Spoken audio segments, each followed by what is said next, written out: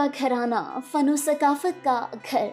लाहौर शहर से तकरीबन 30 किलोमीटर दूर रायविंड रोड पे वाक़े घने दरख्तों से ढकी ये इमारतें पीरज़ादा ख़ानदान की 80 साला जिद्दोजहद की मज़हर भी हैं। रफ़ी पीर कल्चरल कॉम्प्लेक्स एशिया के सबसे बड़े पुतली घर, museum, open air theatre, art cafe के अलावा रफ़ी पीर थिएटर के मरकज़ी दफ़ातर पर मुश्तमिल है। इस खानदान ने पाकिस्तान में फिल्म, थिएटर, ड्रामा, रक्स, मौसीकी, मुसव्वरी और पुतली तमाशे जैसे रिवायती खेल को परवान चढ़ाया। पीरज़ादा फैमिली की दास्तान यूं तो पौन सदी से ज़ायद अरसे पर फैली हुई है और इसके मरकज़ी किरदार 1898 में बनू में पैदा होने वाले रफ़ी पीरज़ादा हैं। रफ़ी पीर थिएटर और वर्ल्ड परफॉर्मिंग आर्ट्स फेस्टिवल्स की अगर हम बात करें तो रफ़ी पीर की कायम करदा रिवायात को तरक्की और दवाम देने में रफ़ी पीर थिएटर के क़याम ने बुनियादी किरदार अदा किया। अगरचे वक्त गुजरने के साथ उनके बच्चों ने फ़नून लतीफ़ा के मुख्तलिफ शोबों में अपनी सलाहियतों को आजमाना और मनवाना शुरू कर दिया था, लेकिन उनके तमाम काविशों का नुक्ता अरोज रफ़ी पीर वर्ल्ड परफॉर्मिंग आर्ट्स फेस्टिवल्स है। ये मेले 1978 से 2007 तक मुनक्किद हुए और इनके नतीजे में फ़नो सकाफत और शोबिस की दुनिया पर गहरे असरात मुरतब हुए। 1978 का पहला फेस्टिवल 25 रोज़ा आलमी फेस्टिवल था, जो कि अमेरिकन इंफॉर्मेशन सर्विस और रफ़ी पीर थिएटर के इश्तराक से मुनक्किद किया गया। बाद अज़ां के मेले international puppet festival, national dance festival, international theatre and dance festival, Sufi civil world music festival और यूथ परफॉर्मिंग आर्ट्स फेस्टिवल के नाम से मुनक्किद होते रहे। 2003 में रफ़ी पीर थिएटर वर्कशॉप ने इन तमाम इंटरनेशनल परफॉर्मिंग आर्ट्स फेस्टिवल्स को एक बड़े कल्चरल प्लेटफॉर्म पर यकजा करने का फैसला किया, जिसके बाद तमाम festivals world performing and visual arts festival Pakistan के बैनर तले मुनक्किद हुए और 2007 तक जारी रहे।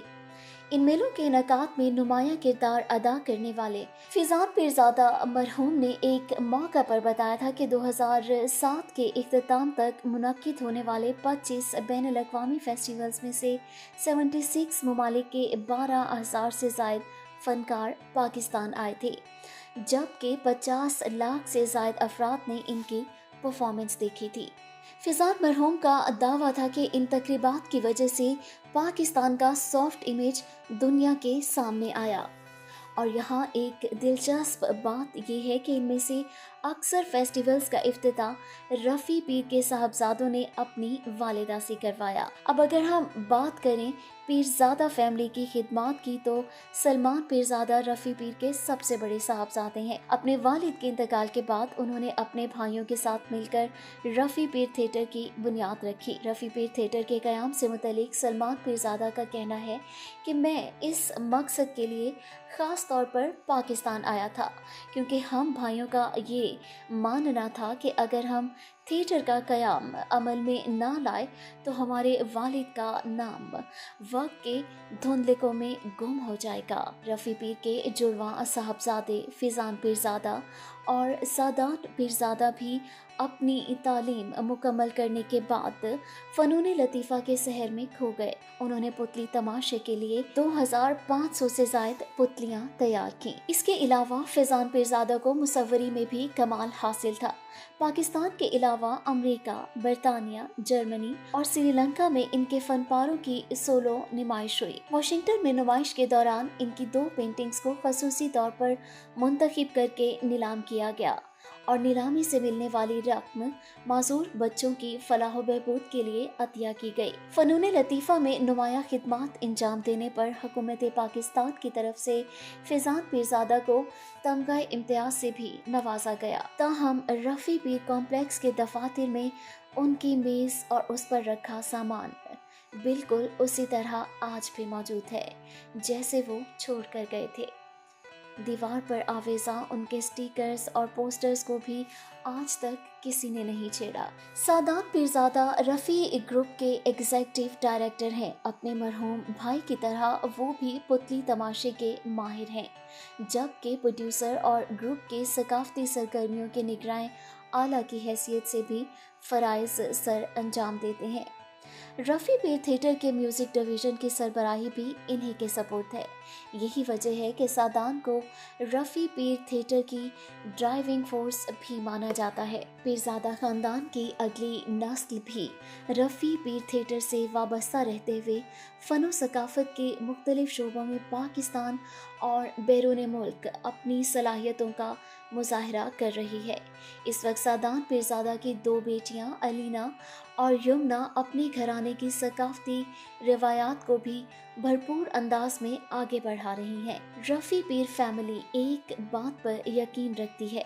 उनका कहना है कि लोग हमसे अक्सर पूछते हैं कि इस दौर में पुतली तमाशे का क्या काम, तो हम इन्हें बताते हैं कि पुतली तमाशा आज भी बेशतर ममालिक में रिवायती खेल की हैसियत रखता है, जिसमें कहानियों, कहावतों और रिवायात के ज़रिए हर उम्र और तबके के अफराद को तफरीह फराहम की जाती है। हमने पाकिस्तान में भी इसे एक मुस्तकिल सेहतमंद रिवायती खेल की हैसियत दी और हमें नई नस्ल को एजुकेट करने पर फ़ख्र है। रफ़ी पीर कॉम्प्लेक्स में आज भी पुतली तमाशा पेश किया जा रहा है।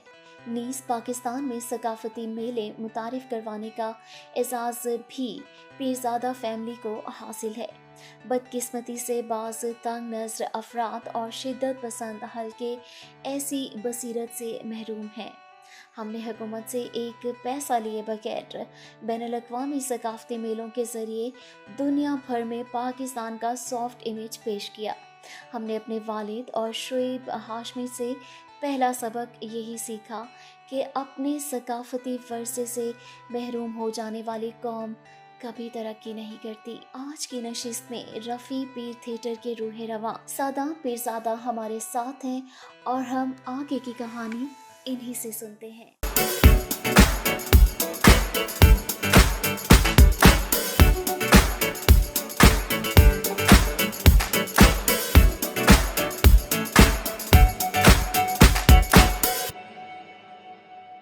अस्सलामुअलैकुम नाज़रीन, पाकिस्तान में डायरी की एक और किस्त में हम आज आपको कहते हैं खुशामदीद। आपने हमारी अभी तारुफी रिपोर्ट देखी, इंट्रोडक्टरी रिपोर्ट देखी और उससे यकीनन आप जान चुके होंगे कि मैं किस शख्सियत के पास इस वक्त बैठी हुई हूँ।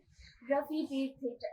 रफ़ी पीर थिएटर पाकिस्तान में अगर थिएटर की बात की जाए और रफ़ी पीर थिएटर की बात ना की जाए तो ये यकीनन थिएटर की दुनिया में बहुत अधूरा रह जाएगा।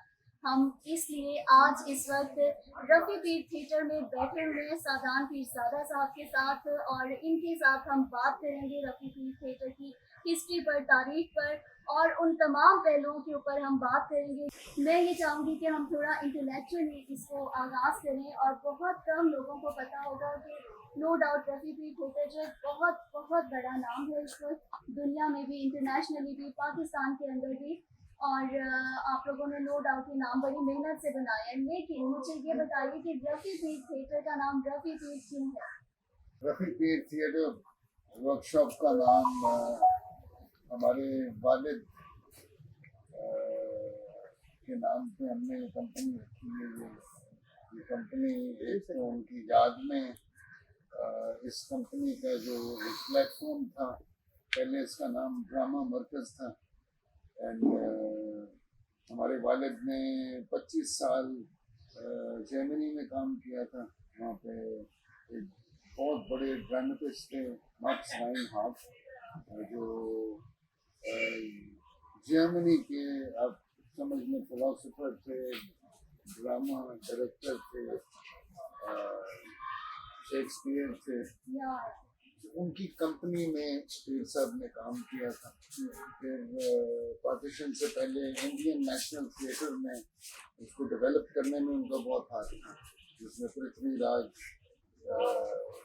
उनके शाना बेशाना उनके दोस्त भी थे, तो कपूर फैमिली के थे, बानी थे। पीर साहब ने फिर उसके बाद पाकिस्तान बन गया। फिर पीर साहब ने भी बहुत काम किया, बहुत ट्रेन किए। स्कूली जो थे वो ज़िया मुहीउद्दीन साहब थे और अनवर सज्जाद, ज़िया मुहीउद्दीन और कमाल अहमद रिजवी, इंस्पायर्ड। तो पीर साहब की सारी फिलॉसफी पे ये मूवमेंट शुरू हुई उनकी डेथ के बाद, और उसका नाम हमने रफ़ी पीर थिएटर वर्कशॉप रखा। और इसकी मेरे बड़े भाई ने सलमान पीर ज़्यादा, वो लंदन में रहते थे, वो आए और उन्होंने इसका फीता काटा और इस कंपनी को एक बहुत खूबसूरत प्रोडक्शन के साथ लॉन्च किया। सर आप मुझे बताएंगे प्लीज़ कि आपने किस सन में इसकी बुनियाद रखी थी? 1976 एंड वो एक थिएटर प्रोडक्शन थी जो एक साल एक वर्कशॉप क्रिएट की थी सलमान साहब ने, जिस वर्कशॉप में से वो एक ड्रामा बना था और वो लाहौर में प्रेजेंट हुआ था और कराची में प्रेजेंट हुआ था। और उसके बाद there was no way looking back। या बिल्कुल, और माशाल्लाह होराइजन्स जो हैं वो ओपन होते जा रहे हैं with the passage of time, और वो सफ़र जो है रुका नहीं है। आपने एक जनरेशन है पाकिस्तान की जिसको ये लेगेसी आप ट्रांसफ़र कर रहे हैं, और इस जर्नी को आप बड़े खूबसूरत अंदाज में, बड़े प्रोग्रेसिव अंदाज में, बड़े लिबरल अंदाज के अंदर आप लेकर चल रहे हैं। अगर मैं ये कहूँ तो बिल्कुल भी गलत नहीं होगा।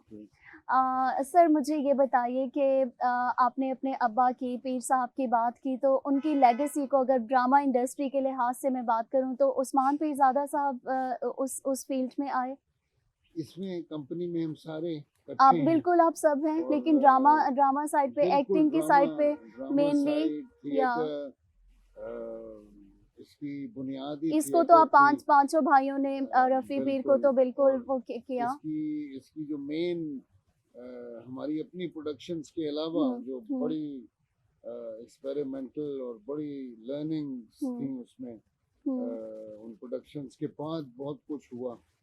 लेकिन जो रफ़ी पीर ने फेस्टिवल्स के ड्यूरिंग थिएटर की खिदमत में की है, वो तकरीबन 125 मुल्कों से थिएटर लेके आया।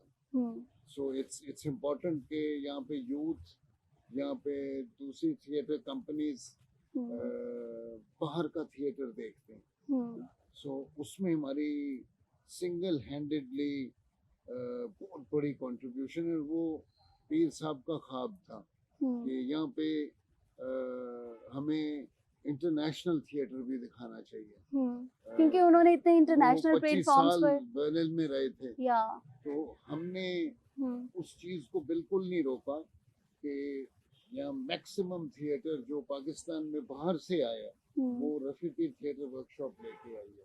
और उसकी इम्पोर्टेंस बहुत ज्यादा थी कि वो एक सस्ते टिकट में पाकिस्तान के अंदर आप अपने आर्ट्स काउंसिल में बैठ के आप इसको एंजॉय कर सकते हैं, थिएटर एक अच्छे से एटमॉस्फेयर में, एक अच्छे एटमॉस्फेयर में आपको थिएटर देख रहे हैं। बिल्कुल। और नाज़रीन, अगर इस वक्त मैं अपने उन नाज़रीन के लिए यहाँ पर ये बताते चलूँ कि इस वक्त मैं रफ़ी पीर थिएटर के इस ये जो जगह है यहाँ पर बैठी हूँ, एंड ट्रस्ट मी कि मुझे इस वक्त लग रहा है कि मैं किसी और ही दुनिया में इस वक्त हूँ। जितना खूबसूरत, जितना आर्टिस्टिकली इस जगह को डेकोरेट किया गया है, और बहुत यहाँ पर आके बिल्कुल एहसास होता है कि आप एक ऐसी जगह पे हो जिसके जो बानी है वो बड़ी एक प्रोग्रेसिव, बड़ी लिबरल और एक बड़ी पीस को फ़रोग देने वाली सोच, अगर मैं ये कहूँ, रखते हैं तो बिल्कुल भी गलत नहीं होगा। इतना एस्थेटिकली इस जगह को डेकोरेट किया है, और इसका सहरा यकीनन रफ़ी पीर थिएटर को जाता है कि यहाँ पे जब जो भी लोग यहाँ पे आते होंगे वो आई डोंट थिंक सो कि वो यहाँ पे पीस फील नहीं करते होंगे। तो मैं बिल्कुल इस पार्ट के ऊपर बाद में जाऊँगी, और बिल्कुल इसके ऊपर मैं डिटेल में आपसे बात करूँगी, इसकी सारे जो इसको आपने डिज़ाइन किया एंड ऑल दैट। पहले आप मुझे ये बताइए कि अपने अब्बा की ज़िंदगी के अंदर आप लोगों में से कौन था जिसको अब्बा ने देखा कि मेरे इस बच्चे में ये जर्म्स जो हैं वो मेरे जीन्स हैं वो जा रहे हैं? उन्होंने सलमान को देखा, अच्छा, परफॉर्म करते हुए देखा, अच्छा, उस्मान को देखा परफॉर्म करते हुए, अच्छा, और इमरान ने काफी टाइम उनके साथ गुजारा। हम्म, हमारा उन्होंने बचपन की अच्छी चीज़ें, इनफैक्ट बल्कि एक बार अभी रिसेप्शन में पिक्चर भी लगी हुई है, हमने हाँ। पपेट शो भी अपने फादर के लिए किया था। ओह वाह, उनकी जिंदगी में। उनकी ज़िंदगी में ओह हम वाह, दोनों अच्छा खड़े हुए। बात करें। उसमें आई रिमेम्बर वो 1965 में की मैं हम्म, बात कर रहा हूँ। I सर was- उनकी क्या आप लोगों की उस वक्त एज क्या थी? ये जो उस्मान पिक्चर पीरजादा साहब की जी। Usman was in I think उन्होंने भी मैट्रिक किया था। Hmm, we were I think in class 3। अच्छा, तो ओह माय गॉड, तो मतलब बेबीज थे आप लोग तो। बेबीज थे। और ओह अच्छा, ये मैं दिखाना चाहूँगा। या प्लीज प्लीज प्लीज, ये इट्स अ मेमोरेबल पिक्चर आप इसकी पिक्चर लीजिएगा। एंड ओह वाह, इसमें ये अब 2 पपेट्स देख रही हैं या एंड ये मैं और फैजान है। ये प्लीज मैं कैमरामैन से और रिक्वेस्ट करेंगे कि ये इसकी आप ये उस साइड से ले दरवाजा है लीजिएगा, वहां से अच्छी और आएगी। दरवाजे के ऊपर रेलिंग होती थी वो डंडे वाली पहले, अच्छा तो अच्छा अच्छा। उसमें से हमने ना वायर्स डाली हुई हैं और अच्छा, ये पपेट्स और ये इसमें हम पपेट चला रहे हैं और हमारे वालिद ने इसकी नरेशन की थी। जबरदस्त इट्स जबरदस्त। जस्ट टू अच्छा, ये आपने क्या, कौन बताए, ये कौन है? This is me and this is Faizan, oh वाह, सादान जबरदस्त, एंड फैजान। सादान तो और ये जबरदस्त। Here we were in class 3।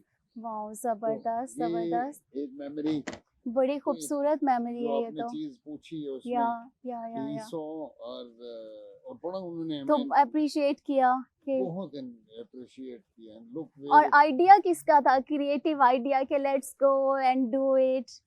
वो हम क्योंकि घर में रिहर्सल या इस हाँ तरह हाँ, की चीजें देख रहे रीडिंग्स थे। हो रही होती थी, हाँ हाँ हाँ तो फैजान और मैं भी अपने एज के हाँ, हिसाब से अपनी सही, शौक, वही शौक हाँ लेकिन हाँ हाँ अपनी एज के हिसाब से हमने हाँ, ये शुरू किया। इस तरह के हम्म, प्रॉप्स बनाते थे हम। हाँ we would make cars, we हाँ, कुड मेक यू नो छोटे से छोटे हम्म छोटे हम्म घर हम्म, मैचेजों के साथ, और हाँ हाँ पूरा हाँ उनको पेंट करते थे हाँ, और क्रिएटिव हैंडवर्क में हम इन्वॉल्व थे। हम्म, तो पपेट्री हम्म, obviously came या slowly या later। या लेकिन जीन्स में वो आ चुका था। जीन्स में 100% था।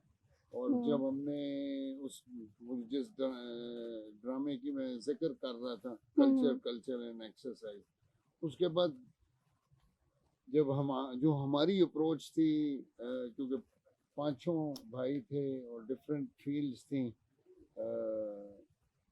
उसमें जो हमने फैजान और मेरा जो आगाज़ था, लेकिन वो कंपनी रफ़ी पीर थिएटर वर्कशॉप थी, तो सब अपनी अपने एरियाज में कर रहे थे, लेकिन रफ़ी पीर थिएटर वर्कशॉप के हवाले से अच्छा, हम काम करते थे। सही, और हमने फेयर्स बनाने शुरू किए, फेयर्स,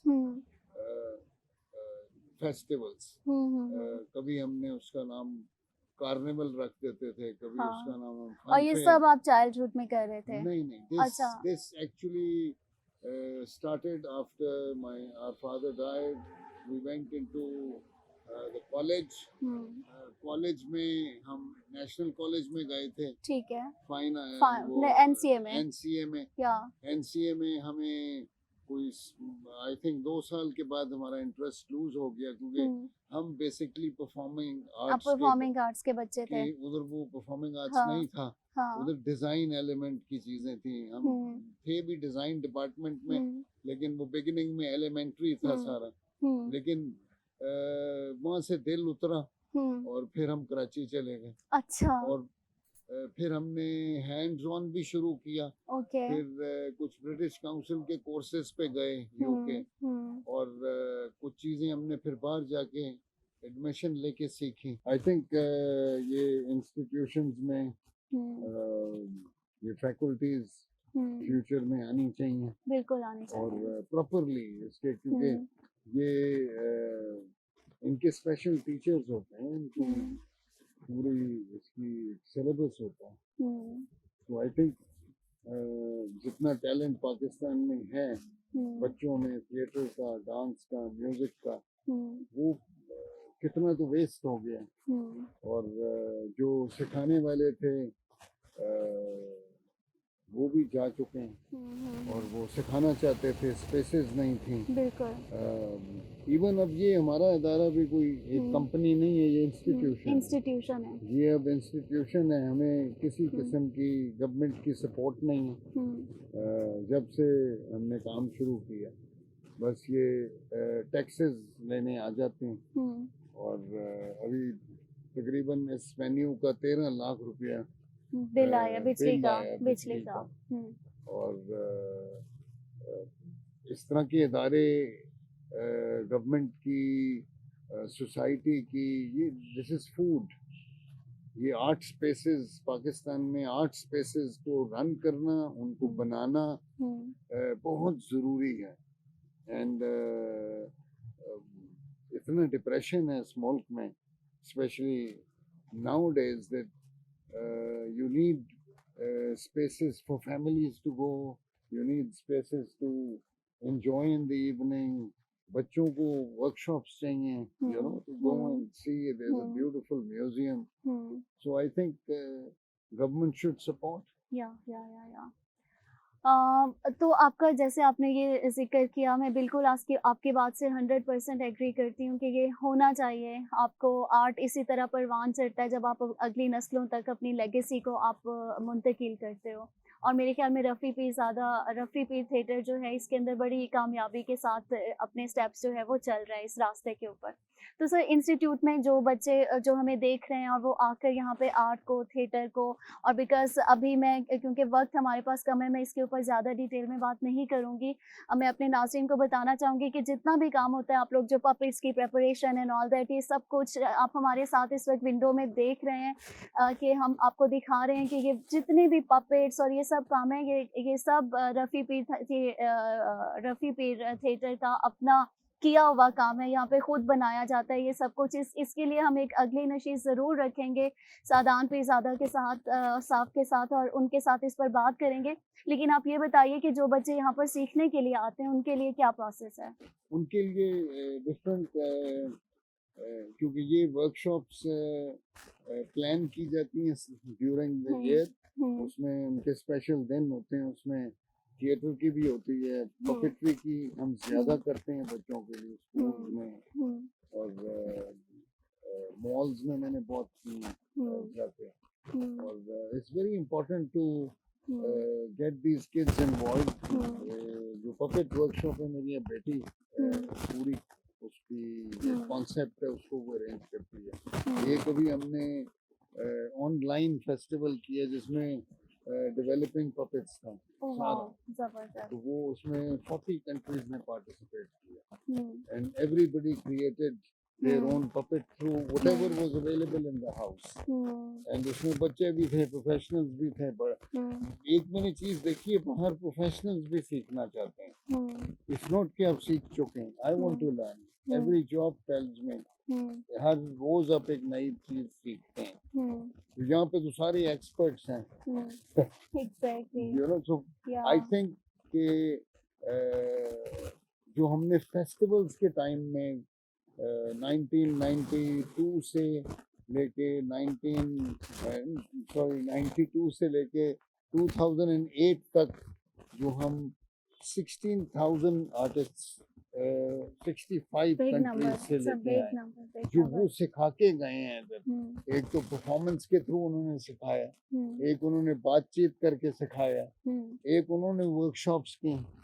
हम हर एक आर्टिस्ट वर्कशॉप्स करता था, और हमने पाकिस्तान के म्यूजिशियंस के साथ बहुत म्यूजिक आर्टिस्ट की वर्कशॉप्स करवाई।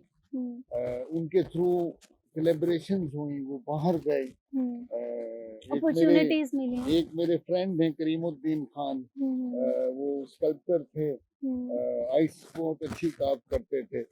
तो उन्होंने 2-3 प्रोडक्शंस में काम किया, लेकिन उसमें एक फॉरेन प्रोडक्शन, वो एग्जांपल मैं इसलिए दे रहा हूँ कि वो उस प्रोडक्शन में he was working with us, and eventually वो उन्होंने उनको बुलाया, उनका इंटरेस्ट देख के कि एक कोलैबोरेशन क्रिएट हो गई। One of the finest marionettes company of Britain, तो करीमुद्दीन खान साहब वहाँ गए, उन्होंने उनके साथ काम किया और करीम अभी तक लंदन में रहते हैं। तो आई थिंक ये बड़ी इम्पोर्टेंट चीजें होती हैं कि किसी को किसी से मिलवा देना। एग्जैक्टली, कनेक्ट करवा देना। तो वो जब तक नहीं होगा और कनेक्ट करवा देना, कनेक्टिंग द या डॉट्स काइंड आप ऑफ, नए काम के साथ किसी को रिलेट करवा दें। Open a box, magic has to be crystal for people, you know, and illusion होती है ये सारी, एक फील्ड, उसमें ट्रांस में लोग चले जाते हैं। Language is not the problem, बेशक वो जॉर्जियन जबान में है, डेनिश जबान में है, आप जब देख रहे होते हैं वो शो 5 मिनट के बाद जबान पीछे रह जाती है और सारा विजुअल आपके माइंड के साथ कनेक्ट हो जाता है। तो its colour, it's movement, it's the visual. जबरदस्त। थैंक यू सो मच नाजरीन, आई होप कि आपने हमारे इस शो को आज बहुत इंजॉय किया होगा। आप हमारी विंडो में भी इस वक्त देख रहे हैं कि रफ़ी पीर थिएटर जो है कितनी खूबसूरत, कितना प्यारा काम कर रहा है। ऐसा काम, इतना क्रिएटिव काम कि दिल को देखकर ही बहुत ज़्यादा खुशी होती है। यहाँ पर आकर इस वक्त मैं इतना अच्छा महसूस कर रही हूँ। और सदान पीरज़ादा साहब एक प्रोग्रेसिव, एक लिबरल इंसान के साथ बैठ के इंसान कैसा महसूस कर सकता है, मैं बिल्कुल एक वैसा ही महसूस, ऐसा साथ इस वक्त मेरे हैं। और मैं चाहूँगी कि मैं अनकरीब इनके साथ दोबारा मिलूँ, दोबारा बैठूँ। और दुआ है कि रफ़ी पीर थिएटर जो है इंटरनेशनली, इसी तरह पाकिस्तान का नाम जो है इंटरनेशनल प्लेटफॉर्म्स पर जो आज तक ये करते आए हैं, किसी तारुफ का मोहताज नहीं है। अगर मैं रफ़ी पीर थिएटर की बात करूँ तो बिल्कुल किसी भी तारुफ का मोहताज नहीं है रफ़ी पीर थिएटर। और इसी तरह ये पाकिस्तान का नाम जो है वो रोशन करते रहें इंटरनेशनल प्लेटफॉर्म पर। इसके साथ ही पाकिस्तान डायरी के आज के प्रोग्राम का वक्त यहाँ पर खत्म हुआ चाहता है। सोबिया अली को इजाज़त दीजिए, किसी और नशीस में किसी और गेस्ट के साथ ज़रूर आपके साथ मिलेंगे, बट सदान पीरज़ादा साहब के साथ हम दोबारा ज़रूर मिलेंगे। Thank you so much sir, thank you.